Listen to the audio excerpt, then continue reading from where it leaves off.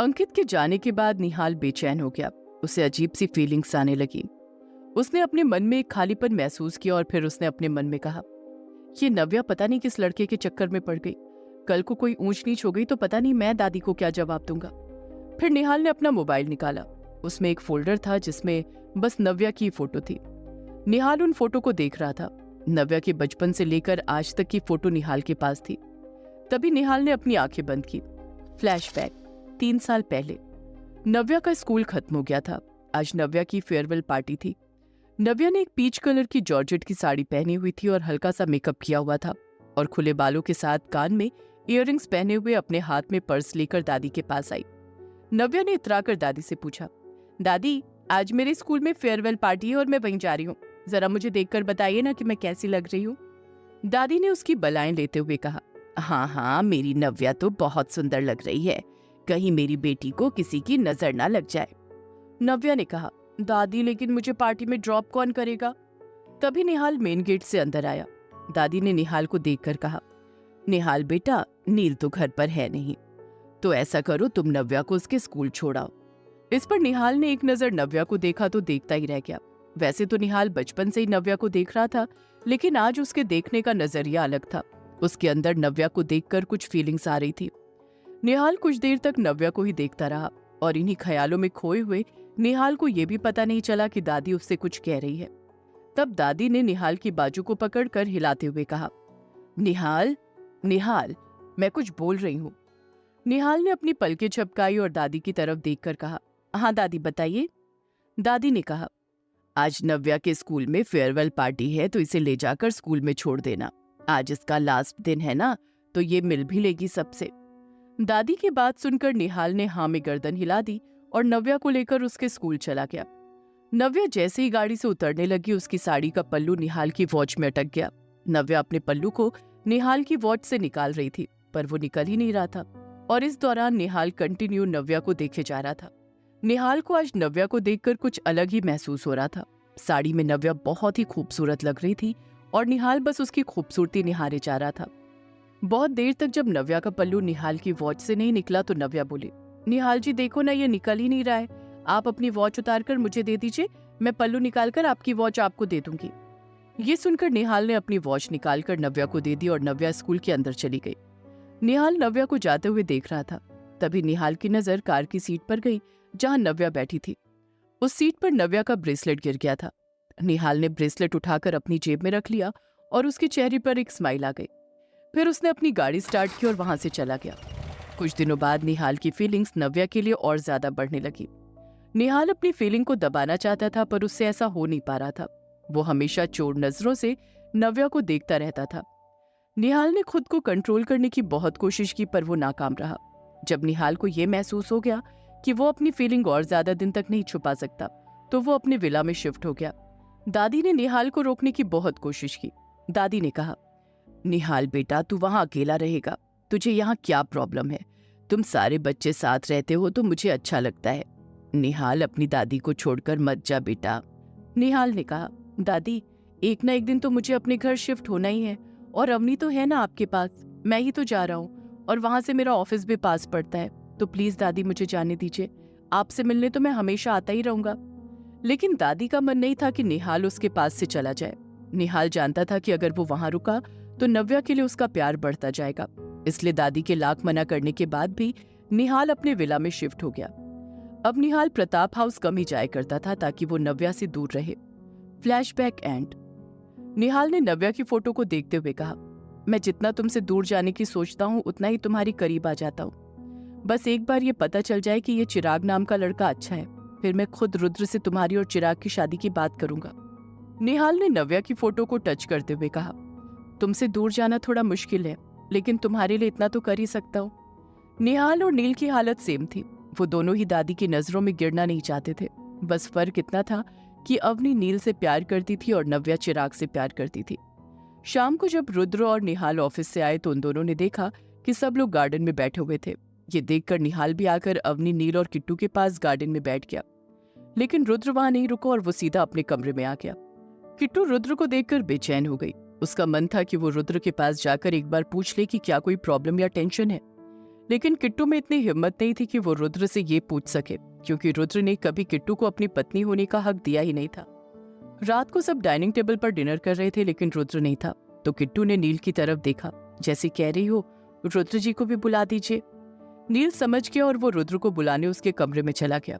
नील ने रुद्र को देखकर कहा, डिनर लग गया है, तू भी आ जा और खाना खा ले, किट्टू बुला रही है। रुद्र अपने लैपटॉप पर काम कर रहा था। उसने नील की तरफ बिना देखे कहा, मुझे भूख नहीं है, तुम सब खा लो, मुझे भूख लगेगी तो मैं खुद लेकर खा लूंगा। नील इतना तो समझ रहा था कि रुद्र अपने आप से लड़ रहा है, इसलिए उसने रुद्र को ज्यादा फोर्स नहीं किया और चुपचाप नीचे आ गया। नीचे आकर नील ने किट्टू से कहा, रुद्र को भूख नहीं है इसलिए वो नहीं खाएगा। फिर सब खाना खाकर अपने अपने कमरे में चले गए, लेकिन किट्टू का मन बेचैन होने लगा। किट्टू मन ही मन बोली, रुद्र जी ने कुछ भी नहीं खाया, और अगर मैं उन्हें खाना देने गई तो क्या वो गुस्सा करेंगे? किट्टू को कुछ समझ नहीं आ रहा था। फिर कुछ सोचकर किट्टू ने एक प्लेट में खाना सर्व किया और रुद्र के कमरे में चली गई। किट्टू ने थोड़ा सा गेट खोलकर देखा तो रुद्र कमरे में नहीं था। ये देखकर किट्टू ने एक राहत की सांस ली और फिर किट्टू ने उस प्लेट को कमरे में रख दिया और उसके नीचे एक पेपर रखकर चुपचाप कमरे से बाहर आ गई। किट्टू को लगा कि रुद्र ने उसे नहीं देखा, लेकिन रुद्र उसे बालकनी में बैठा हुआ देख रहा था। रुद्र ने अपने मन में कहा, किट्टू मत करो मुझसे इतना प्यार, मैं बहुत बुरा हूँ और मैं तुम्हें हमेशा दर्द ही दे सकता हूँ। फिर रुद्र बालकनी से कमरे में आया और उसने प्लेट के नीचे रखे हुए पेपर को उठाकर पढ़ा तो उसमें लिखा था, रुद्र जी मैंने भी फ्राइड राइस बनाए हैं, तो जरा टेस्ट करके बताइए अच्छे बने हैं कि नहीं। वो पढ़कर रुद्र के चेहरे पर ना चाहते हुए भी स्माइल आ गई। उसने खुद से कहा, लिटिल खरगोश, बहुत स्मार्ट समझती हो खुद को, पर स्मार्ट तुम हो नहीं। अब तुमने ये नया तरीका ढूंढा है खाना खिलाने का। रुद्र ने प्लेट का ढक्कन उठाकर देखा तो उसके मुंह में पानी आ गया और वो खुद को कंट्रोल नहीं कर पाया और प्लेट उठाकर राइस खाने लगा। किट्टू भी उसे चुपचाप कमरे के गेट से देख रही थी।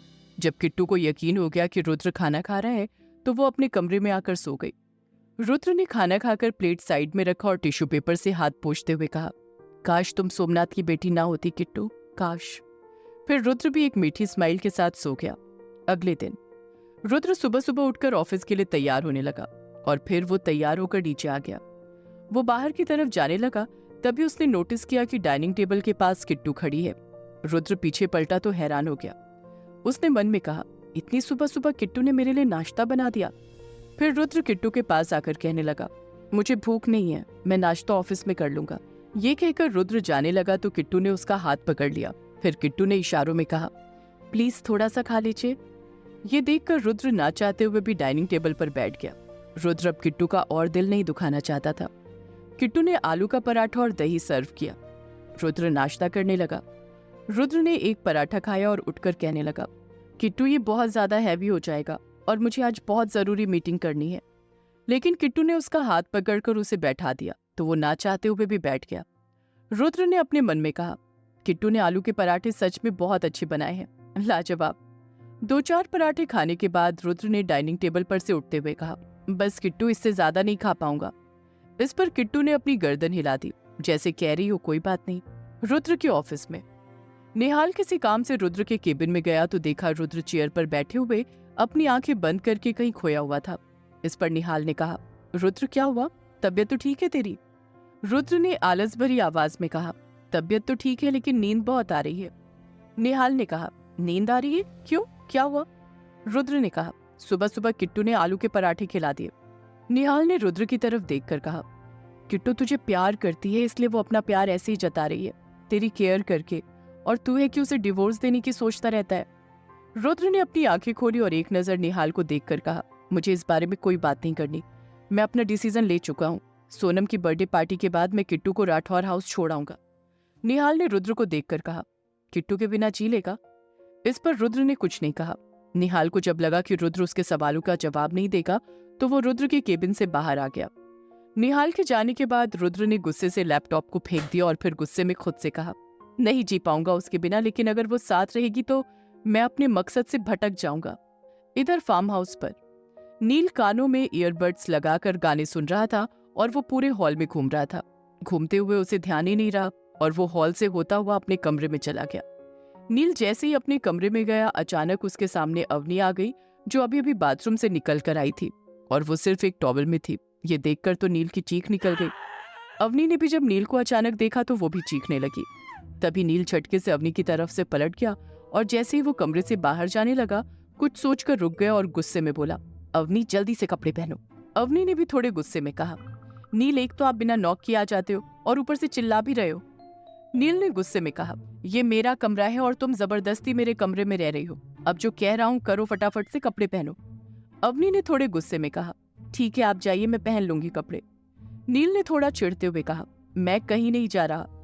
इतना कहकर वो थोड़ा पीछे आया और फिर उसने बिना अवनी को देखे कबर्ड में से अपनी एक कमीज निकाली और अवनी की तरफ फेंकते हुए कहा, इसे पहनो अभी।